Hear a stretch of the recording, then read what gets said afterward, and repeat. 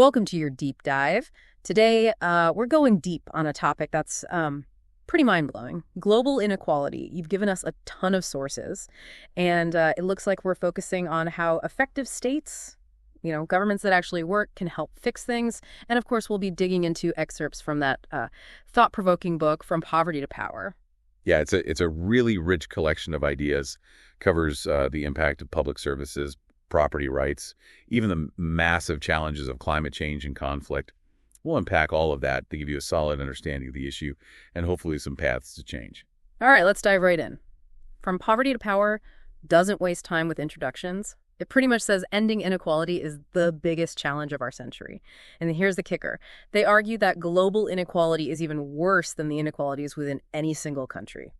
Yeah, it's a stark point and one that's relevant to all of us, even if we live in countries that are doing relatively well. Think of it this way. If the world were one big country, it'd be the most unequal nation on the planet. The consequences of that kind of disparity would be pretty intense. Yeah, it's easy to think, well, that's happening somewhere else, not my problem. But this book really drives home the point that poverty and suffering don't respect borders. Conflict, migration, even environmental problems, they all get amplified by this level of inequality. And From Poverty to Power uses this striking example of Costa Rica. It's not the most equal country, nor the most unequal. But if the entire world's income were distributed like it is in Costa Rica, the number of people living in extreme poverty that's on just $1 a day would drop to a fraction of what it is now. It really highlights the extent of wealth concentration. And it's not just a global issue. These huge gaps exist within countries, too. Take child mortality, for example. The book uses Ghana and Senegal as case studies. Kids born into the poorest, 20% of households are 2 to 3 times more likely to die before the age of 5 compared to those born into the wealthiest families. Yeah. Okay, that's heartbreaking. And this leads us to the whole concept of effective states, from poverty to power. It's basically saying that governments that actually function well are absolutely key to solving this. Now, I'm curious, why is the role of the state so crucial? Couldn't we just rely on charity or businesses to handle things? History shows us a different story. Countries that have successfully reduced poverty have done it with a lot of government involvement. From Poverty to Power highlights countries like South Korea, Taiwan, Botswana, and Mauritius. They all had governments that invested heavily in things like healthcare and education while carefully managing economic growth. They weren't just letting the market run wild. So they were taking a hands-on approach, not just relying on some invisible hand to fix things. But haven't there been cases where government intervention actually made things worse? What about those structural adjustment programs we hear about? You're right to bring those up. Structural adjustment programs are a prime example of how misguided policies can actually weaken a state's capacity to handle development. Essentially, these programs, often pushed by international institutions, forced many developing countries to cut back on public spending and open up their markets in ways that ended up hurting the poor and undermining the government's ability to help. It's a cautionary tale about the importance of getting policies right. Okay, so we need effective states. But what does that actually mean? What are the hallmarks of a government that can really tackle poverty and inequality? From Poverty to Power lays out several key factors. First, accountability. The government needs to be answerable to its citizens. We need a system where the people have a say and can hold their leaders responsible. Second, guaranteeing rights. Everyone deserves basic freedoms and protections under the law. And finally, tackling inequality head-on. Not just focusing on income, but looking at things like access to justice, essential services, and a healthy environment. So it's not just about handing out money. Exactly. It's about creating a society where everyone has a genuine shot at a good life. And on that note, the book spends a good deal of time talking about essential services, especially healthcare and education.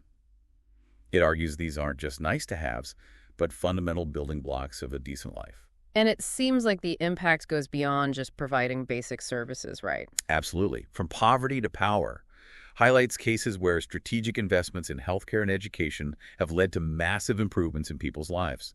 One study found that a combined investment in these areas boosted life expectancy in certain countries by a staggering 87%.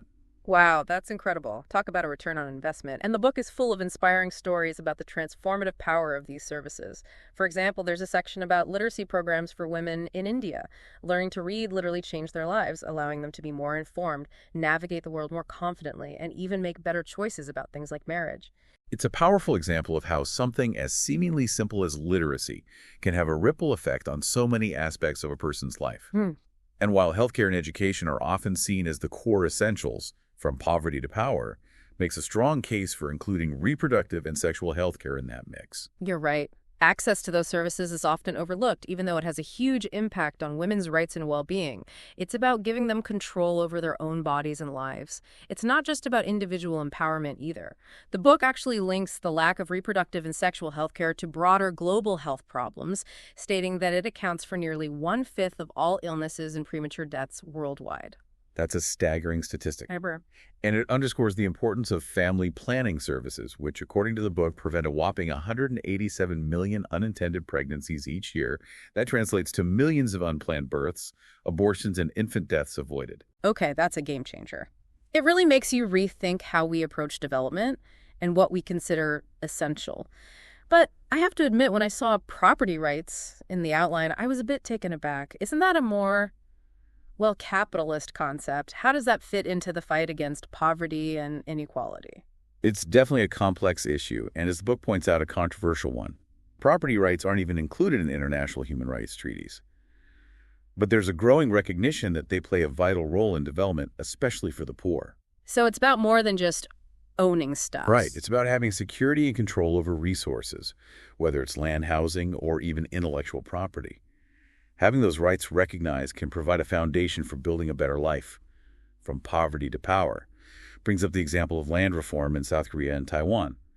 In both cases, the state took the drastic step of forcibly acquiring land and redistributing it to tenant farmers. Hold on, that sounds pretty radical. Weren't people upset about that? It was definitely controversial at the time, but the outcome was significant. It led to a boost in economic growth, and perhaps more importantly, it helped create a more equitable distribution of wealth. And here's where it gets really interesting. The book goes beyond the economic argument connecting property rights to human security.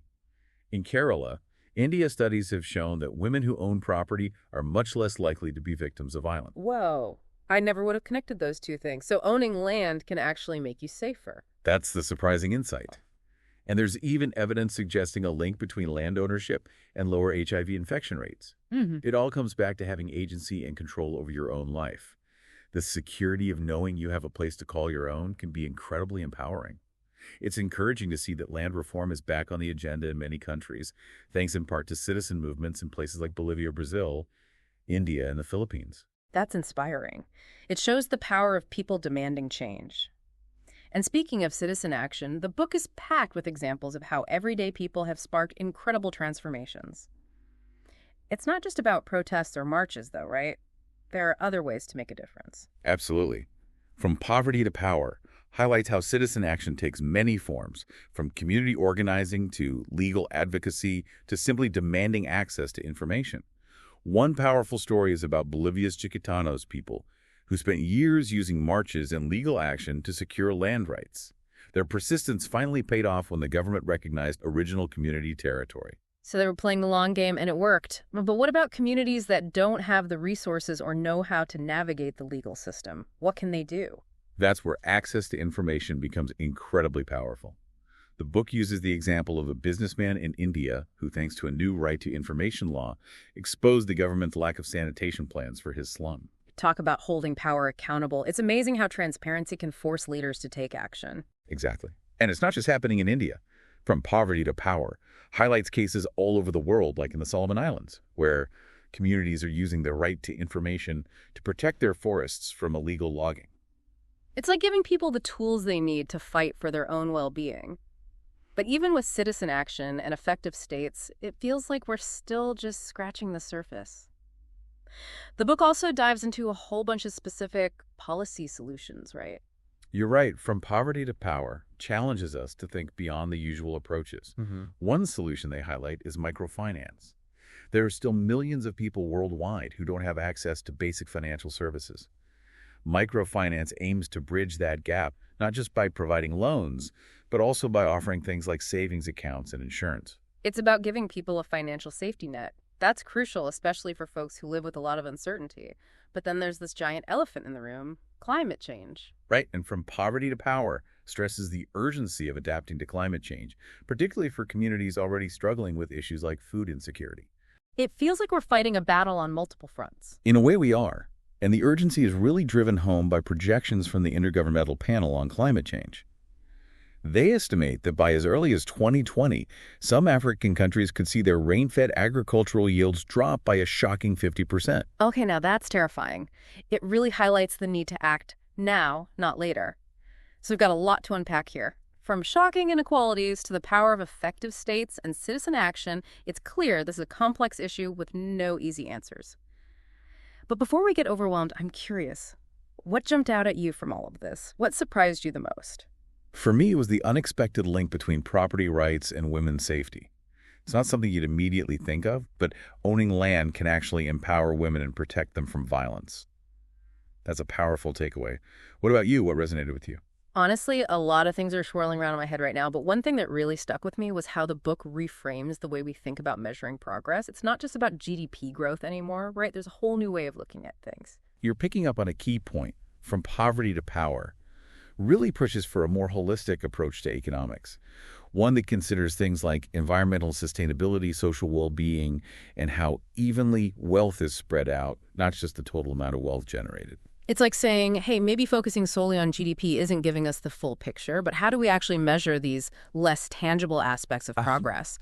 From poverty to power, must have some ideas about that. They do. They propose a framework with 8 core areas that need to be taken into account when evaluating the impact of any policy. It's a pretty radical departure from the traditional economic indicators we're used to. 8. Okay, I'm intrigued. What are these magical 8 areas that paint a more complete picture of a society's well-being?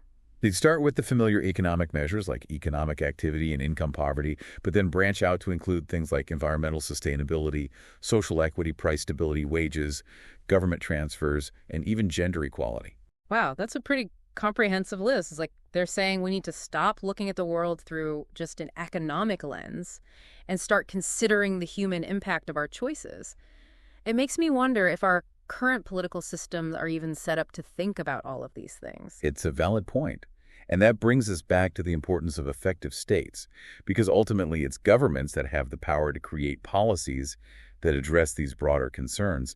But let's be real, governments aren't always known for their efficiency or their pure intentions. Exactly. We all know governments can be, well, less than perfect. Corruption, inefficiency, political agendas getting in the way. How do we ensure they're actually working for the people and not just for themselves or special interests? That's the challenge, isn't it? From poverty to power argues for a combination of checks and balances, strong institutions, and, even importantly, citizen participation. They even highlight something you might not expect. Taxation is a key element of public accountability. Taxation. Okay, I never thought I'd hear that on a deep dive about fighting poverty. Isn't that usually seen as a burden, especially on those who are already struggling? It can be, of course. Yeah. But the book argues that until governments rely on their citizens for a significant portion of their income, they're less likely to truly prioritize the needs of the people. It's about creating a system where those in power are directly accountable to those they govern. That makes sense. It's like shifting the power dynamic, right? Making it clear that the government is there to serve the people, not the other way around. But even with all of these ideas, it still feels a bit overwhelming. I mean, where do we even begin? What can regular people like you and me and our listeners actually do to make a difference in the face of such massive global challenges? From poverty to power, it doesn't leave us hanging on that question. It reminds us that change starts with action, and that action can take many forms. It could be educating yourself about these issues, supporting organizations working to address them, or even just having conversations with your friends and family to raise awareness. So it's about starting small, getting informed, and using our voices to demand change.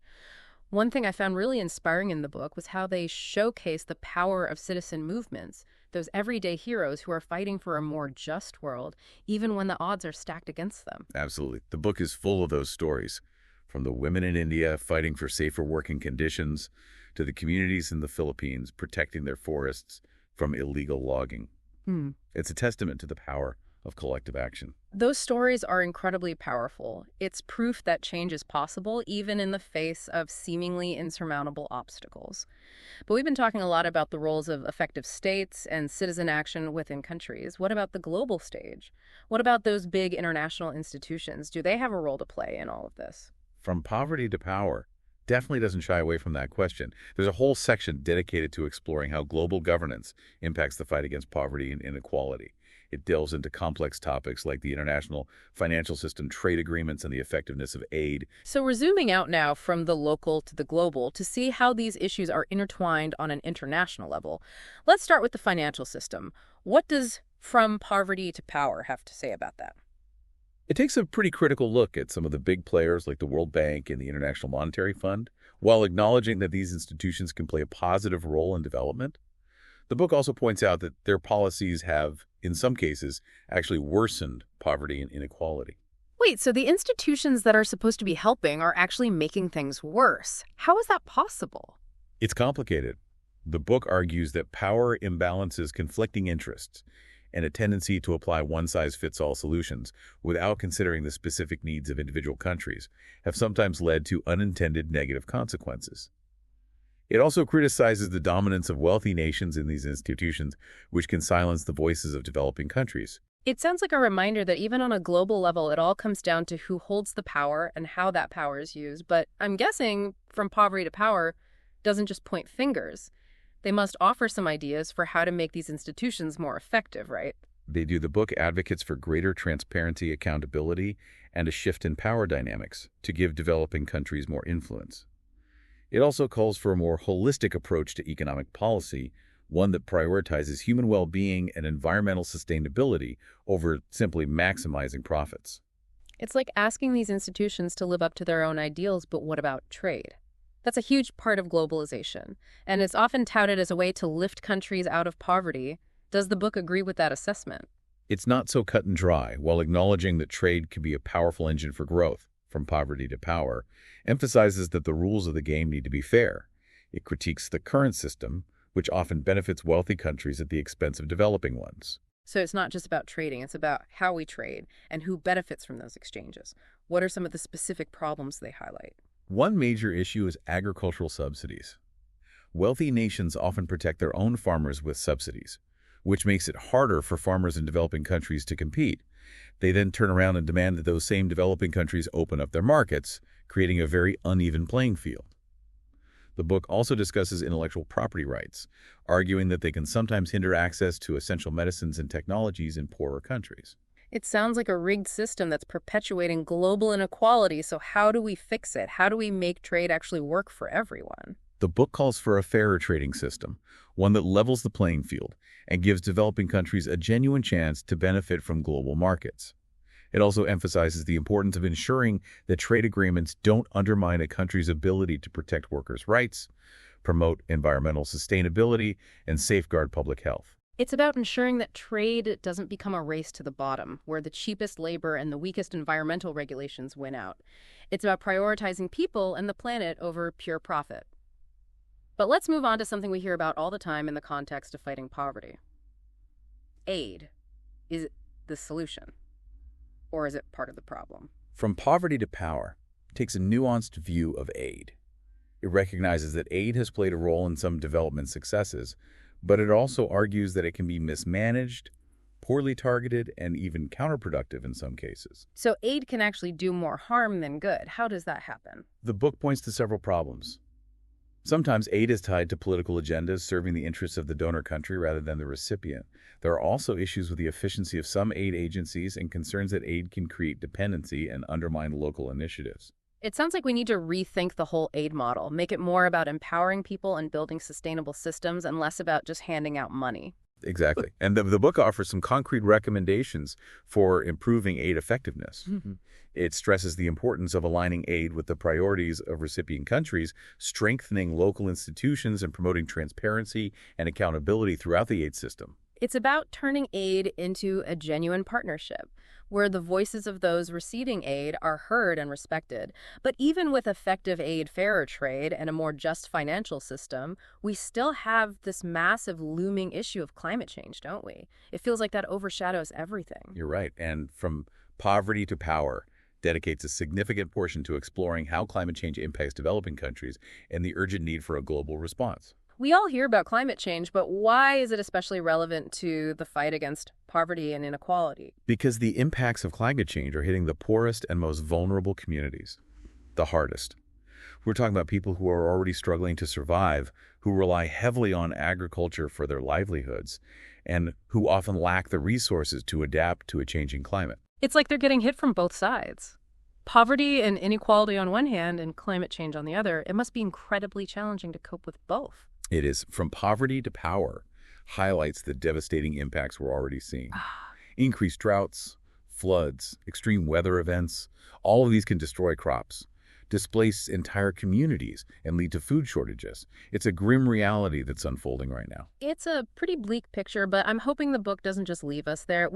What does it propose as solutions to this incredibly complex problem? It calls for a two-pronged approach. Mitigation and adaptation. Mitigation means taking steps to reduce greenhouse gas emissions to slow down climate change, while adaptation means helping communities prepare for and cope with the impacts that are already happening. So we need to both prevent further damage and help those who are already suffering. It's a massive undertaking. But what does that actually look like in practice? What kinds of actions are needed? The book advocates for a global agreement that commits all countries to reducing emissions, with wealthier nations who have historically contributed the most to the problem taking the lead. It also stresses the importance of providing financial and technological support to developing countries so they can transition to cleaner energy sources and build resilience to climate impacts. It's about recognizing that we're all in this together and that those who have benefited the most from polluting the planet have a responsibility to help those who are most affected by the consequences. It's a matter of global justice, really, but with all the doom and gloom we've been talking about, is there any reason to be optimistic? I mean, are we actually making any progress on these issues? From Poverty to Power doesn't just present problems. It also highlights solutions and celebrates victories. It's ultimately a book about hope. It acknowledges the immense challenges we face, but also showcases countless examples of individuals, communities, and even governments working to create a more just and sustainable world. It's like a reminder that even in the darkest of times, there are always glimmers of light signs that change is possible. Exactly, and it all comes back to people, the power of individuals demanding change, holding their leaders accountable, and working together to build a better future. That's what gives me hope. I love that it's a call to action, not just a lecture on all the things that are wrong with the world, but the book was published a while ago. I'm curious what's happened since then. Are there any updates or new developments that weren't covered in From Poverty to Power? That's a great question, and it's a perfect segue into a discussion of some of the more recent trends and challenges that have emerged since the book was published. All right, bring me up to speed. What's changed in the world of global development? It's so easy to get overwhelmed by the scale of these challenges and feel like our individual actions don't really matter. But this book really drives home the point that even small acts of courage, compassion, and solidarity can ripple outwards and create real change.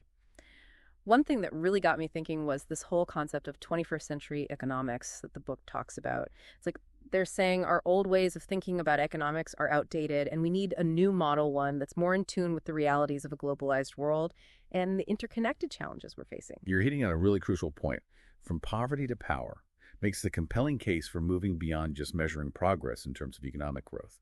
They argue for a more holistic approach to economics that prioritizes well-being, takes into account the health of the environment, champions social justice, and focuses on how wealth is distributed, not just how much wealth is generated overall. It's about recognizing that true prosperity encompasses so much more than just material wealth. It's about creating societies where everyone has a chance to live a good life, a life where their basic needs are met, and where they have the freedom and agency to pursue their own dreams and aspirations. Exactly. It's a vision of development that's centered on human flourishing, not just economic expansion. And to achieve that vision, we need a fundamental shift in our thinking. We have to move away from those old models of development that are based on exploitation and extraction and embrace new models that are sustainable, equitable, and just. It's about recognizing that we're all part of this incredibly complex and interconnected web of systems, and that our actions, both individually and collectively, have consequences that ripple out across the globe. And it's about moving away from this idea that progress is a zero-sum game, where one person's gain has to come at the expense of someone else's loss. We need to start believing that we can create a world where everyone wins, a world where prosperity is shared and where no one is left behind. It's a beautiful vision, and it's incredibly inspiring. But for those listening who are feeling fired up and ready to take action, what advice would you give them? Where should they start? What are some concrete steps they can take to be part of this movement towards a more just and sustainable world? The first step is to educate yourself. Learn about the issues. Delve into different perspectives and challenge your own assumptions. Be curious, ask questions, and don't be afraid to dive deep. So it's about being informed, being critical, and being open to new ideas. Absolutely. And once you start to build that foundation of knowledge, find a way to get involved. Support organizations that are working on these issues, volunteer your time and skills, or even just have conversations with your friends and family to raise awareness. Every little bit helps. It's about using your voice, your skills, your resources, whatever you have to offer to make a positive impact. But I think it's important to acknowledge that this work can be challenging and change doesn't happen overnight. You're right. It's a long and often arduous journey, but it's a journey worth taking. It's about staying engaged, staying hopeful, and never giving up on the fight for a better world. And it's about remembering that we're not alone in this fight. There are countless individuals, communities, and organizations all over the world working towards the same goal. We're part of a global movement for change, and together we can make a difference. From poverty to power reminds us that we have the power to create a future where poverty and inequality are not just reduced, but eradicated. It's a bold vision, but it's one worth striving for. This deep dive has been an incredible journey. We've explored the complexities of global inequality, the challenges and opportunities of development, and the power of collective action. We've delved into From Poverty to Power and uncovered a wealth of knowledge, inspiration, and hope. It's been a privilege to share this journey with you and our listeners. And to everyone listening, thank you for joining us on this deep dive. We encourage you to continue exploring these issues, to stay engaged, and to never stop believing in the power of change. Until next time, stay curious, stay informed, and stay hopeful.